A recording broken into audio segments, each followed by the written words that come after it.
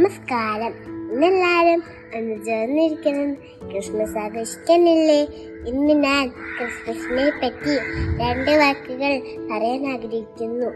ലോകരക്ഷകനായ ഉണ്ണീശോ തന്ന തീരുമാണ് ക്രിസ്മസ്.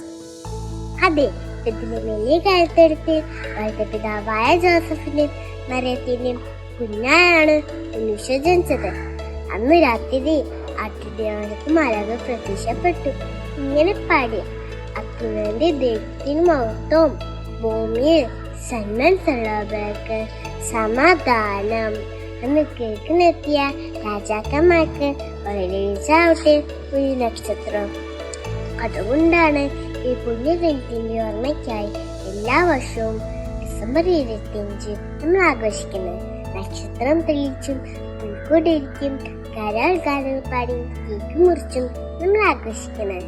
വെളുത്ത നീണ്ട സാരിയും കഴിഞ്ഞവേ സമ്മാനം സാന്റാ ക്ലാസ് ക്രിസ്മസ് നൽകി മെറ്റീരിയലില്ലേ നല്ല മാത്രം ചൂടും മാത്രം പറഞ്ഞു നമുക്ക് ഉണ്ണീശനെ വരവേൽക്കാൻ.